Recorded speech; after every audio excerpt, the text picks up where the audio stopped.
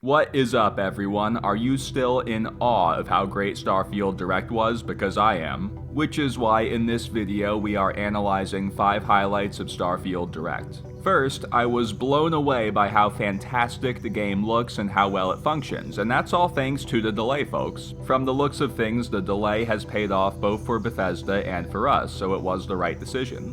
I've mentioned that I love the creature designs before, but the new ones we saw in Starfield Direct have elevated my excitement through the roof. To the point that I'll say that I think Starfield has a chance to go down in history as a game that showcases some of the best creature designs ever. Also, they fit so well in their biomes, which was something they talked about. They wanted unique but believable wildlife. It really looks like the designers put strong consideration into Darwin's survival of the fittest, which shows in things like the long necks, the big eyes, and the camouflage. In addition to the creatures, I'm also very intrigued by this new lighting tech they mentioned. The planets we'll be exploring will rotate and revolve, and the lighting will adjust to it in real time, which I think is a technical marvel. At long last, we're not going to see the sun move on the hour. And this level of design detail goes beyond just the creatures and biomes. Throughout the whole showcase, I was blown away by the level of detail on the characters, weapons, ships, and so much more. And the style, which they named NASA Punk, suits the experience that Bethesda has created perfectly.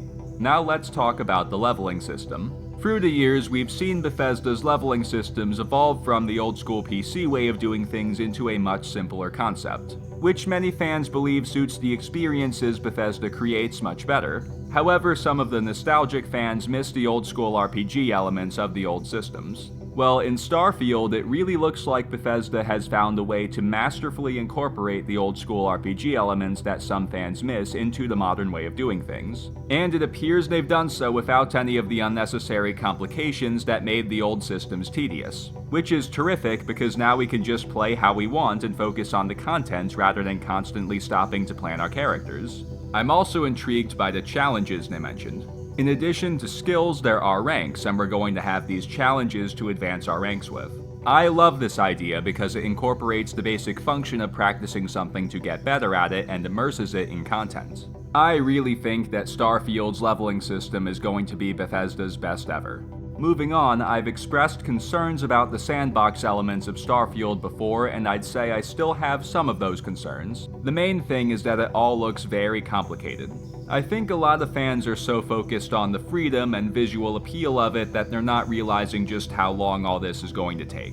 I hope that when mods come out, someone will just make a mod that gets rid of all the building requirements so that we can just build what we want, how we want, when we want. In a sandbox or tycoon game, this complication would make sense. But in an open-world RPG experience, where that's not the primary function of the game, I don't see a reason to make players go to that much trouble when you could just give them complete freedom. So that's a pet peeve that I still have. However, this showcase gave me a lot more to look forward to in the sandbox features than things to be worried about. We're going to have a whole lot of freedom in how we build everything and who we put where. It looks like staffing for ships and outposts will come from the same NPC pool, and that this pool will be very large, which will give us a lot of different ways to build communities, rather than working with the same 30 or so NPCs for every settlement like in Fallout 4. I was also very pleased with how the outposts look. They are very detailed, and they blend into their environments very well. Another quirk with Fallout 4's sandbox is that it's very hard to get settlements to look natural, especially where structures meet the ground. But Starfield's outposts really look good, and I can't wait to build one. Next, let's talk about flying. It's really right out of Star Wars. Power allocation on a ship comes up a whole lot in Star Wars, and boarding enemy ships to attack from within, that's classic Clone Wars right there. Also, we found out that how far outward into the galaxy we can go is determined by our ship's grav drive.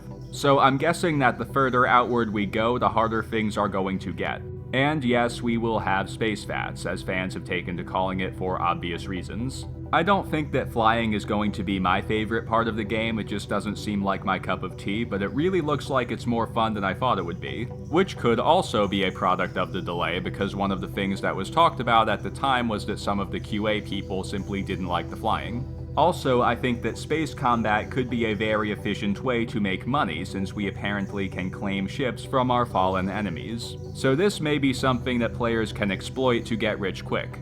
Lastly, we got to see a bit more of the main quest. The big thing to discuss here is that the artifacts were made by an intelligent species outside of the settled systems. One huge question that fans have been asking is, where are the aliens? Well, this seems to be our answer. We haven't seen intelligent alien life yet because that's a big mystery element of the main quest. So we're going to be presented with questions like, who were these aliens, why did they make the artifacts, and are they still out there?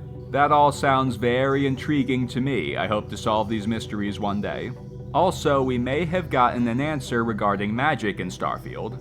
Nearly everyone watching yesterday froze in this moment and was like, is that the Force? Well, it very well could be Starfield's equivalent of the Force. I don't want to jump to conclusions here because we don't really know that there isn't some piece of technology that's causing this. But yeah, it really looks like the Force. So that's it for this video, folks. We just analyzed 5 highlights of Starfield Direct, and I am more excited than ever for Starfield. Please like if you enjoyed this video, share on your socials, subscribe if you want to see more content like this, and leave a comment if you have something to add. Thanks again, and I'll see you out in the Starfield.